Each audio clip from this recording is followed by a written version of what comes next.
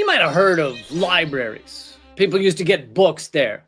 Nowadays, they're used mostly by homeless people to find some air conditioning. Because actually taking care of those with the least in our society would be, ew, just so cringe, right? The best, most caring, most ethical thing to do is leave them on the street and point at them as you drive by, okay? I believe I read that in a Maya Angelou book.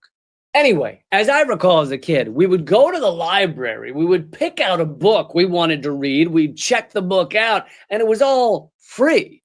If you returned the book by a due date, there was no cost. If you were late returning the book, there was a 5-cent per week fee, a nickel. For people under 25 watching this, a nickel, it's like a little piece of metal that you kept in your pocket and fiddled with all day, even though at some point in its lifetime, it had been pressed against the naked ass of an elderly man. It was worth 1/20th of a dollar, no matter how long it had been pressed against that man's ass. Anyway, back when people wanted and read books, this system worked great. It helped people get the books they needed, and it cost almost nothing. Then when CDs and DVDs came around, libraries started carrying those too. This meant that no matter how poor you might be, you could get books and movies. You could also use a computer if you didn't have one. And this greatly decreased the amount of waste in the world. If 100 people shared a book, rather than buying, producing, and discarding 100 copies of that book, the earth benefits greatly. I mean, who wants to knock down a forest so we can each have our own copy of Lance Armstrong's gripping tale of overcoming hardship to win the Tour de France 900 times? That book taught young people how you can achieve anything with hard work and a bag of clean blood you pick up in a McDonald's parking lot and stab into your veins with a Capri Sun straw in the middle of the night. But we didn't each need our own copy. We could share one copy at the library. So here's the question. What if there were a library for all of the things? Drills and vacuums and clothes and kids' toys and picnic stuff and luggage and screwdrivers and those long poles with the saw on the end so you can cut like high tree branches and weed whackers and extra dishes and bowls for when you have a bunch of people over and well, maybe not dildos. Might wonder where those have been.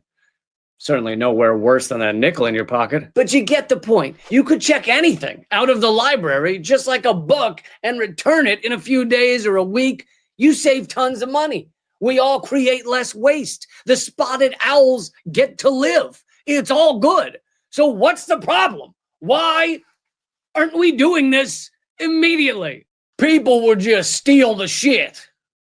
Okay, listen, super douchebag voice in my head. People wouldn't steal it because then they can't use the library after they do that. So they steal a weed whacker, but by doing that, they lose out on 1,000 other things they could have used for free. Not to mention, although I hate that everything we do can be tracked now, the library could have your credit card on file and charge you for stealing shit.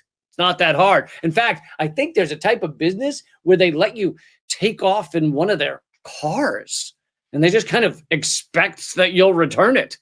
It's called I'm not sure how it's pronounced, but a rental car company, something like that. And the biggest one is Italian, I believe, Enterprise. But what if everyone just kept returning everything late?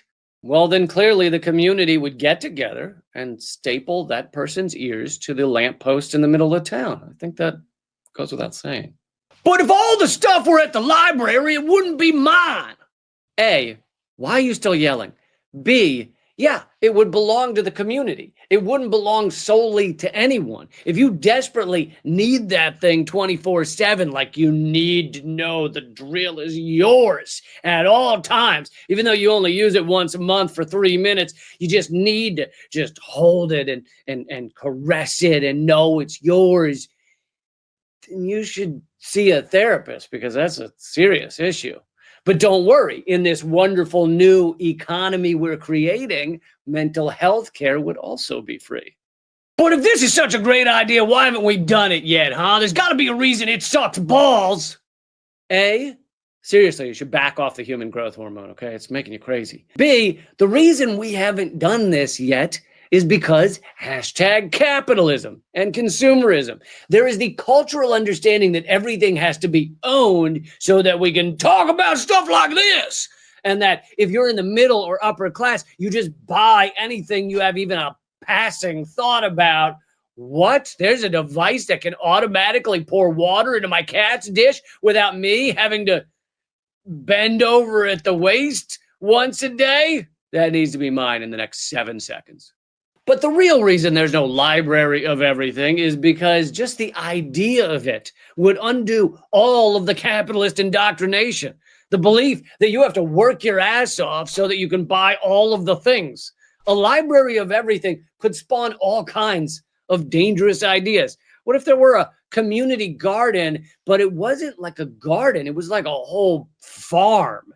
And if you came and helped out a little, you could harvest the crops and feed your whole family for free. What if there were a library of healthcare and everyone could just get some? Oh shit. Before you know it, the whole exploitative house of cards is falling down. This is why we must stop the everything library from ever taking hold, okay? Don't let it happen. In fact, you should vote with your wallet by buying loads of shit you hardly use and just keeping it for yourself. Don't let anyone borrow it. That's how it starts.